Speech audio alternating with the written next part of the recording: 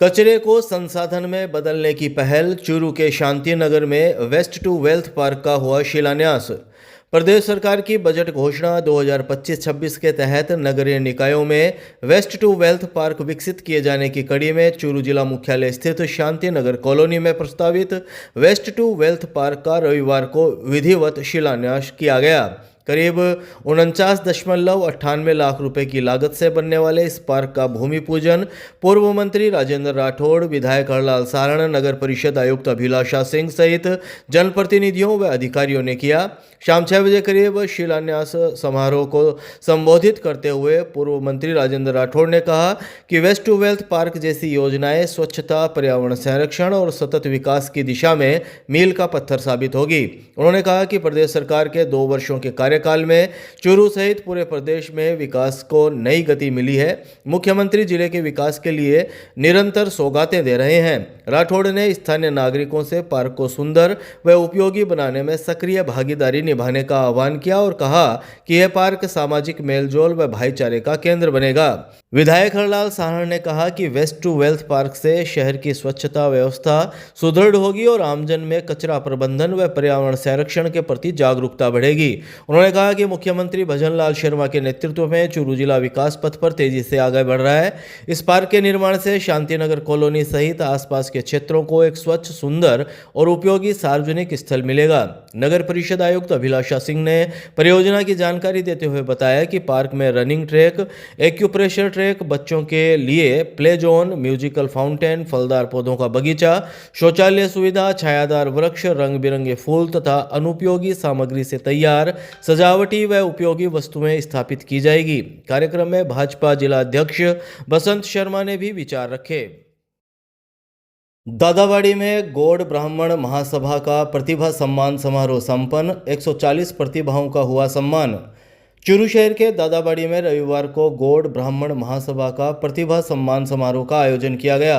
समारोह के मुख्य अतिथि गौड़ ब्राह्मण महासभा राजस्थान के प्रदेशाध्यक्ष विजय हरितवाल रहे, जबकि अध्यक्षता महासभा के जिला अध्यक्ष सुधाकर सहल ने की। विशिष्ट अतिथियों में महासभा के उपाध्यक्ष विजय बासोतिया, श्री कल्लाजी वैदिक विश्वविद्यालय निम्बाहेड़ा के कुलपति प्रोफेसर महेश दीक्षित, राजकीय लोहिया महाविद्यालय चूरू की प्राचार्य डॉक्टर मंजू शर्मा, महासभा के महामंत्री राम स्वरूप जोशी और युवा प्रकोष्ठ के प्रदेशाध्यक्ष पंकज पचलंगिया उपस्थित रहे। समारोह का शुभारंभ अतिथियों द्वारा भगवान परशुराम के चित्र पर दीप प्रज्वलित कर किया गया। इसके पश्चात जिला अध्यक्ष सुधाकर सहल के नेतृत्व में महासभा पदाधिकारियों ने अतिथियों का माला, शॉल, साफा और प्रतीक चिन्ह भेंट कर स्वागत किया। शाम 4 बजे मिली जानकारी के मुताबिक इस अवसर पर दंडी स्वामी जोगेंद्र आश्रम ने अपने उद्बोधन में कहा कि ब्राह्मण को शस्त्र नहीं बल्कि शास्त्र का अनुसरण करना चाहिए, जिससे समाज और विश्व का कल्याण हो। मुख्य अतिथि विजय हरितवाल ने कहा कि ब्राह्मण समाज अपने आप में सशक्त है। आवश्यकता है समाज को और अधिक संगठित व मजबूत बनाया जाए। समारोह को विजय बासोतिया, पंकज पचलंगिया, कुलपति प्रोफेसर महेश दीक्षित और प्राचार्य डॉक्टर मंजू शर्मा ने भी संबोधित किया। वक्ताओं ने समाज में शिक्षा, संस्कार और संगठन की आवश्यकता पर बल देते हुए सम्मानित होने वाले सभी प्रतिभाओं को शुभकामनाएं दी। कार्यक्रम में विभिन्न क्षेत्रों में उत्कृष्ट प्रदर्शन करने वाली कुल 140 प्रतिभाओं को सम्मानित किया गया। स्वागत भाषण जिला अध्यक्ष सुधाकर सहल ने दिया, जबकि संरक्षक डॉक्टर सुरेंद्र शर्मा ने सभी आगंतुकों का आभार व्यक्त किया। समारोह का संचालन डॉक्टर मनोज योगाचार्य और विनीता शर्मा ने संयुक्त रूप से किया। जिला खेल स्टेडियम में स्पोर्ट्स स्कूल का उद्घाटन। पूर्व मंत्री राजेंद्र राठौड़ व विधायक हरलाल सारण ने की शिरकत। खेल प्रतिभाओं को मिलेगा नया मंच। चूरू जिला मुख्यालय स्थित जिला खेल स्टेडियम में रविवार को नवनिर्मित स्पोर्ट्स स्कूल का भव्य उद्घाटन किया गया। समारोह में पूर्व मंत्री राजेंद्र राठौड़, चूरू विधायक हरलाल सारण, जिला कलेक्टर अभिषेक सुराणा सहित प्रशासनिक अधिकारी, जनप्रतिनिधि और खेल प्रेमी मौजूद रहे। उद्घाटन समारोह को संबोधित करते हुए पूर्व मंत्री राजेंद्र राठौड़ ने शाम 5 बजे करीब कहा कि चूरू जिले में खेल प्रतिभाओं की कोई कमी नहीं, जरूरत है तो केवल सही मार्गदर्शन, गुणवत्ता युक्त प्रशिक्षण और उचित मंच की। उन्होंने कहा कि जिला प्रशासन द्वारा एक पंचायत एक खेल जैसी अभिनव पहल ग्रामीण अंचलों में छिपी प्रतिभाओं को सामने लाने में मील का पत्थर साबित हो रही है। जिला खेल स्टेडियम में स्थापित यह स्पोर्ट्स स्कूल भविष्य में जिले के खिलाड़ियों के लिए नई पहचान बनेगा और राज्य व राष्ट्रीय स्तर पर चूरू का नाम रोशन करेगा। विधायक हरलाल सारण ने कहा कि स्पोर्ट्स स्कूल की स्थापना से युवाओं में खेलों के प्रति रुचि बढ़ेगी तथा उन्हें खेलों में कैरियर के नए अवसर प्राप्त होंगे। यह पहल जिले में खेल संस्कृति को मजबूत करने की दिशा में अहम कदम है। उन्होंने भरोसा दिलाया कि खेल सुविधाओं के विस्तार हेतु शासन प्रशासन स्तर पर हर संभव प्रयास किए जाएंगे। जिला कलेक्टर अभिषेक सुराणा ने कहा कि जिला प्रशासन खेलों के सर्वांगीण विकास के लिए प्रतिबद्ध है। एक पंचायत एक खेल अभियान के माध्यम से खिलाड़ियों को बेहतर अवसर उपलब्ध कराए जा रहे हैं। जिला खेल स्टेडियम और राजगढ़ खेल स्टेडियम को विश्व स्तरीय सुविधाओं से युक्त करने के लिए विभागीय समन्वय के साथ त्वरित कार्य किए जाएंगे। समारोह में जिला खेल अधिकारी सीताराम प्रजापत ने आभार व्यक्त किया, जबकि कार्यक्रम का संचालन शिव कुमार शर्मा ने किया। स्पोर्ट्स स्कूल के शुभारंभ के साथ ही जिले के खिलाड़ियों में नई ऊर्जा और उम्मीदों का संचार हुआ है।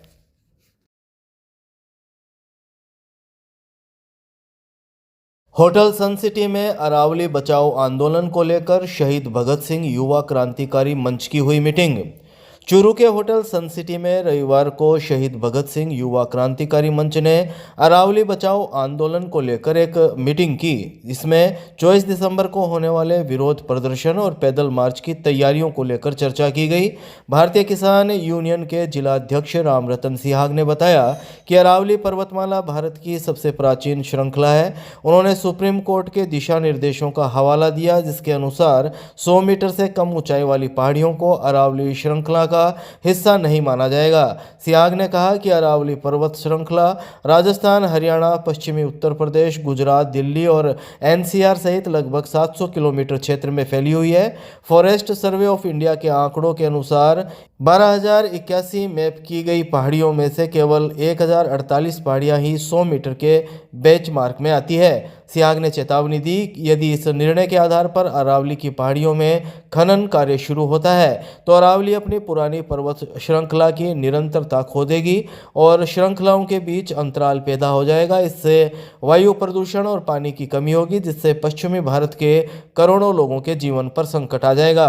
विशिष्ट मेहमान वरिष्ठ डॉक्टर मुमताज अली ने अरावली श्रृंखला को प्राकृतिक धरोहर बताया। उन्होंने सरकार से अरावली के संरक्षण का आग्रह किया ताकि मानव, वन्य जीवों और अरावली में मौजूद औषधीय पौधों को बचाया जा सके।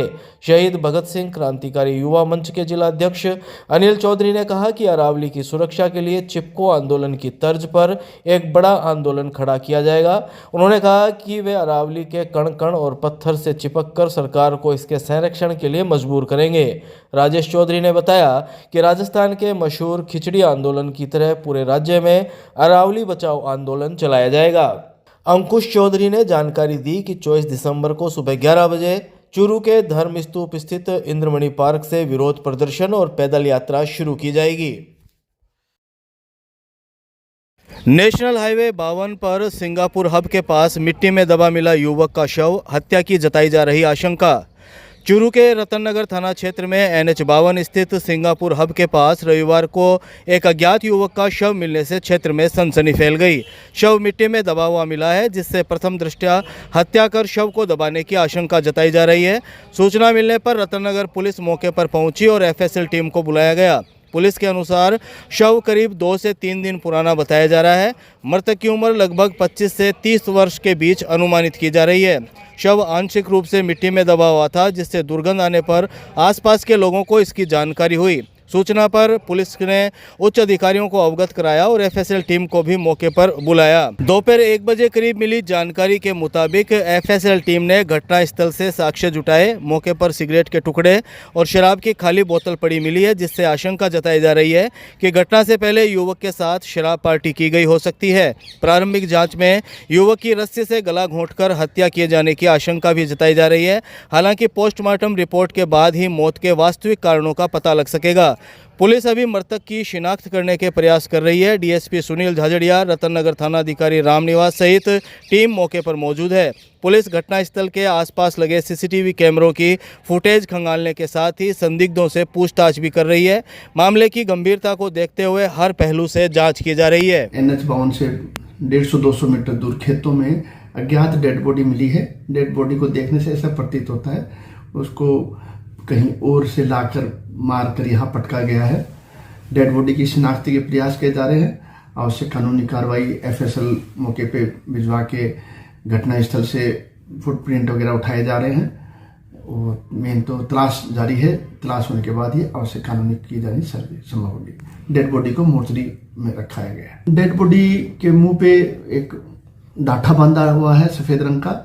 इसके अलावा डेड बॉडी थोड़ी जमीन के अंदर दबाकर ऊपर उसके ऊपर मिट्टी भी छिड़की हुई थी, जिससे ऐसा प्रतीत होता है उसको यहाँ खेतों में छुपाया गया है। अभी डेड बॉडी का पोस्टमार्टम के दौरान जब अच्छी तरह निरीक्षण करेंगे तो चोटें हैं उसकी। अब वो चोटें किस प्रकार की हैं वो पोस्टमार्टम के दौरान ही पता लग पाएगा। ढाणी लक्ष्मण सिंह के पास रेलवे कार्य के दौरान हादसे में एक श्रमिक घायल, जिला अस्पताल में इलाज जारी। चूरू के ढाणी लक्ष्मण सिंह के पास रविवार को रेलवे में कार्य के दौरान हादसा हो गया, जिसमें एक श्रमिक गंभीर रूप से घायल हो गया। यहाँ ऑटो हट पर श्रमिक कलर करने का काम कर रहा था, तभी यह हादसा घटित हुआ। घायल को राजकीय भर्ती अस्पताल के आपातकालीन वार्ड लाया गया। अस्पताल में घायल श्रमिक के साथियों से शाम 5 बजे करीब मिली जानकारी के मुताबिक उत्तर प्रदेश के सरा बस्ती का 40 वर्षीय राज नारायण पिछले 1.5 महीने से चूरू में रहकर रेलवे कार्य में मजदूरी कर रहा है। रविवार को ढाणी लक्ष्मण सिंह में रेलवे ट्रैक के पास ऊंचाई पर चढ़कर ऑटो हट पर कलर का कार्य कर रहा था। इसी दौरान पास से एक ट्रेन गुजर गई। ट्रेन की फटकार और हवा के झोंके से श्रमिक संतुलन खो बैठा और करीब 8 फीट की ऊंचाई से नीचे गिर गया। गिरते ही वह गंभीर रूप से घायल हो गया, जिससे मौके पर अफरा तफरी मच गई।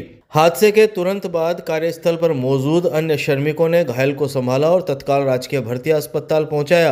अस्पताल के आपातकालीन वार्ड में चिकित्सकों ने उसका प्राथमिक उपचार किया।